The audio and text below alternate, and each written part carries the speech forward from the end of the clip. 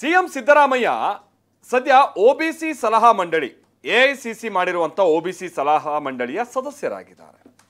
ಈ ವಿಚಾರ ಕೇಳ್ತಾ ಇದ್ದಂಗೆ ಸಹಜವಾಗಿ ಅವರು ಖುಷಿ ಆಗಬೇಕಾಗಿತ್ತು, ಅವರ ಬೆಂಬಲಿಗರು ಕೂಡ ಖುಷಿ ಆಗಬೇಕಾಗಿತ್ತು, ಕಾಂಗ್ರೆಸ್ನ ನಾಯಕರುಗಳು ರಾಜ್ಯ ಮಟ್ಟದ ನಾಯಕರು ಖುಷಿ ಆಗಬೇಕಿತ್ತು. ಆದ್ರೆ ಈ ವಿಚಾರ ಹೊರಬಿಡ್ತಾ ಇದ್ದಂಗೆ ಒಂದು ಟೆನ್ಷನ್ ಶುರು ಆಗ್ಬಿಡ್ತು. ಅದೇನು ಅಂತ ಅಂದ್ರೆ ಕಳಿಸ್ಬಿಡ್ತಾರೆ ಸಿದ್ದರಾಮಯ್ಯನವರನ್ನ ದೆಹಲಿ ಕಡೆಗೆ, ಇಲ್ಲ ಹಾಗಾದ್ರೆ ನಾಯಕತ್ವ ಫೇಕ್ಸ್, ಈ ರೀತಿಯಾದಂತ ಚರ್ಚೆನೆ ಹೆಚ್ಚಾಗೋದಕ್ಕೆ ಶುರುವಾಯಿತು.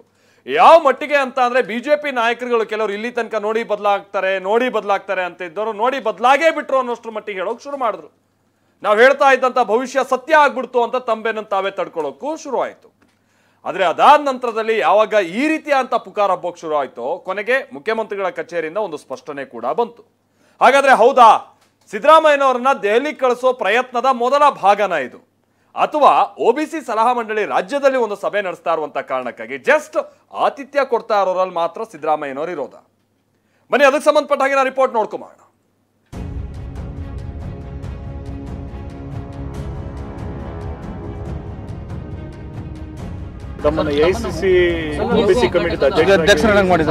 ನಂಗೆ ಗೊತ್ತಿಲ್ಲಪ್ಪ, ನಾನು ಪತ್ರಿಕೆಯಲ್ಲಿ ನೋಡಿರೋದು. ನಾನು ಇವತ್ತು ಮಾತಾಡ್ತೀನಿ ಹೈಕಮಾಂಡ್ ಹುದ್ದೆ ಸ್ವೀಕಾರ ಮಾಡಿ ಜವಾಬ್ದಾರಿ ಕೊಟ್ಟಾಗ ಬಿಟ್ಟು ಓಡೋದ್ರ.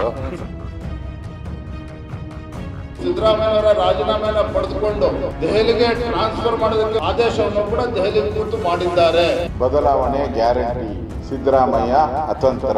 ಸಿದ್ದರಾಮಯ್ಯವರಿಗೆ ಇಲ್ಲೇ ಸಬ್ಬಾಳಿಸ್ಲಿಕ್ಕೆ ಆಗ್ತಾ ಇಲ್ಲ, ಅವರು ದೇವರು ಒಳ್ಳೇದು ಮಾಡಿ. ಸಿದ್ದರಾಮಯ್ಯವರಿಗೆ ಡಿಮೋಷನ್ ಪ್ರಮೋಷನ್ ಚೇರ್ಮನ್ ಮಾಡಿದ್ದಾರೆ ಅಂದಾಕ್ಷಣಕ್ಕೆ ರಾಷ್ಟ್ರ ರಾಜಕಾರಣಕ್ಕೆ ಹೋಗಬೇಕು ಅಂತ ಏನಿಲ್ಲ. ಅದಕ್ಕೆ ನನ್ನ ಹತ್ರನೂ ಚರ್ಚೆ ಮಾಡಬೇಕು.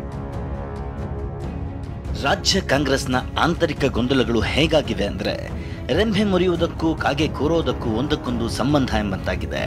ಕಾಂಗ್ರೆಸ್ನಲ್ಲಿ ಕಳೆದ ಕೆಲ ದಿನಗಳಿಂದ ಶಾಸಕರಿಂದಲೇ ನಾಯಕತ್ವ ಬದಲಾವಣೆ ಕೂಗು ಎದ್ದಿದೆ. ಸಿದ್ದರಾಮಯ್ಯ ಸರಿಯಾದ ಸಮಯಕ್ಕೆ ತಮ್ಮ ಚಾಕಚಕ್ಯತೆ ಬಳಸಿ ಗೊಂದಲಗಳಿಗೆ ತಾತ್ಕಾಲಿಕ ಬ್ರೇಕ್ ಹಾಕಿದ್ದಾರೆ. ಆದರೆ ಇದೀಗ ಎಐಸಿಸಿಯ ಬೆಳವಣಿಗೆಯೊಂದು ಸಿದ್ದರಾಮಯ್ಯ ಸುತ್ತ ಊಹೆಯ ಗಾಳಿ ಸುತ್ತುವಂತೆ ಮಾಡಿದೆ. ಅದೇ ಸಿದ್ದರಾಮಯ್ಯ ಅವರಿಗೆ ಕೊಟ್ಟ ಹೊಸ ಜವಾಬ್ದಾರಿ.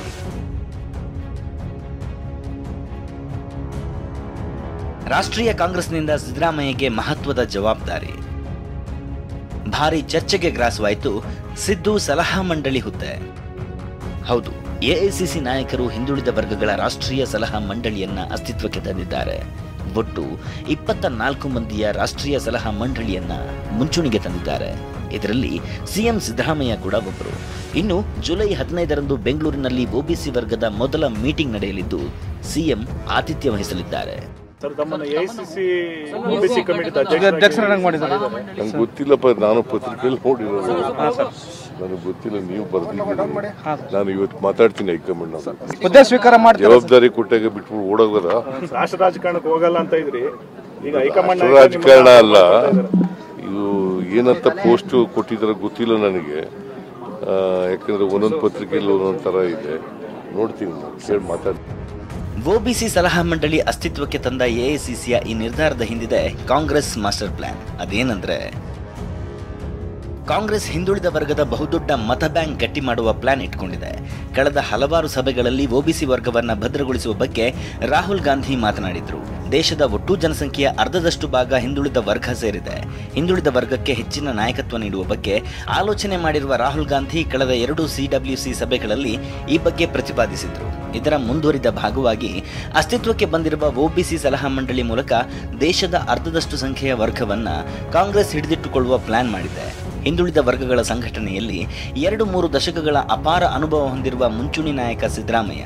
ಇದಕ್ಕೆ ಸಿದ್ದರಾಮಯ್ಯನವರ ಅನುಭವವನ್ನು ಬಳಸಿಕೊಳ್ಳುವ ಚಿಂತನೆ ಎಐಸಿಸಿಗಿದೆ. ಆದರೆ ಇದಕ್ಕೆ ಬಿಜೆಪಿ ಮಾತ್ರ ಬೇರೆಯದ್ದೇ ರಾಜಕೀಯ ರೂಪ ನೀಡಿದೆ. ಸಿಎಂ ಸಿದ್ದರಾಮಯ್ಯರನ್ನ ರಾಷ್ಟ್ರ ರಾಜಕಾರಣಕ್ಕೆ ಎಳೆದು ಸಿಎಂ ಸ್ಥಾನದಿಂದ ದೂರ ಸರಿಸುವ ಪ್ಲಾನ್ ಅಂತ ಬಿಜೆಪಿ ನಾಯಕರು ಭವಿಷ್ಯ ನುಡಿದಿದ್ದಾರೆ. ಮುಖ್ಯಮಂತ್ರಿಗಳನ್ನ ಸಿದ್ದರಾಮಯ್ಯವರ ರಾಜೀನಾಮೆಯನ್ನು ಪಡೆದುಕೊಂಡು ದೆಹಲಿಗೆ ಟ್ರಾನ್ಸ್ಫರ್ ಮಾಡೋದಕ್ಕೆ, ವರ್ಗಾವಣೆ ಮಾಡೋದಕ್ಕೆ ಈಗಾಗಲೇ ಆದೇಶವನ್ನು ಕೂಡ ದೆಹಲಿ ಕೂತು ಮಾಡಿದ್ದಾರೆ. ಬದಲಾವಣೆ ಗ್ಯಾರಂಟಿ, ಸಿದ್ದರಾಮಯ್ಯ ಅತಂತ್ರ. ಸಿದ್ದರಾಮಯ್ಯನವ್ರನ್ನ ಅತಂತ್ರ ಮಾಡಕ್ಕೆ ಕುತಂತ್ರ ಮಾಡ್ತಾರೋ ಅಥವಾ ಬೇರೆ ದಾರಿ ಹುಡುಕ್ತಾರೋ ಗೊತ್ತಿಲ್ಲ. ಒಟ್ಟಿನಲ್ಲಿ ಸಿದ್ದರಾಮಯ್ಯನವ್ರನ್ನ ಗೇಟ್ ಪಾಸ್ ಕೊಡೋದು ಗ್ಯಾರಂಟಿ. ನೋಡ್ರಿ, ಸಿದ್ದರಾಮಯ್ಯನವ್ರಿಗೆ ಇಲ್ಲೇ ಸಬ್ಬಾಳಿಸ್ಲಿಕ್ಕೆ ಆಗ್ತಾ ಇಲ್ಲ, ಅವರು ದೇವ್ರು ಒಳ್ಳೇದು ಮಾಡಿ. ನನಗನ್ಸೋದು ಸಾವಕಾಶವಾಗಿ ಅವ್ರನ್ನ ನಾವು ನಿಮ್ಮ ರಾಷ್ಟ್ರೀಯ ರಾಜಕಾರಣಕ್ಕೆ ತಗೋತೀವಿ, ನೀವು ಇಲ್ಲಿ ಜಾಗ ಖಾಲಿ ಮಾಡಿ ಬರ್ರಿ, ಅದಕ್ಕೆ ಆ ರೀತಿಯ ಒಂದು ಉದ್ದೇಶ ಕಾಣ್ತದ. ಸಿದ್ದರಾಮಯ್ಯ ಅವರಿಗೆ ಡಿಮೋಷನ್ನ ಪ್ರಮೋಷನ್ನ ಎಂಬುದು ಸಿದ್ದರಾಮಯ್ಯ ಅವರು ಹೇಳಬೇಕು. ಕರ್ನಾಟಕದಲ್ಲಿ ಸಾರ್ವತ್ರಿಕವಾಗಿ ನೋಡುವುದು ಒಂದು ರೀತಿಯಲ್ಲಿ ಸಿದ್ದರಾಮಯ್ಯ ಡಿಮೋಷನ್ ಅಂತ. ಬಿಜೆಪಿ ನಾಯಕರು ಹೀಗೆ ಸಿಎಂ ಸಿದ್ದರಾಮಯ್ಯರನ್ನ ದೆಹಲಿಗೆ ಕಳಿಸುವ ಪ್ಲಾನ್ ಅಂತಿದ್ದಾರೆ. ಆದರೆ ಕೈ ನಾಯಕರು ಸಿದ್ದು ರಾಷ್ಟ್ರ ರಾಜಕಾರಣಕ್ಕೆ ಹೋಗಲ್ಲ ಅಂತಿದ್ದಾರೆ.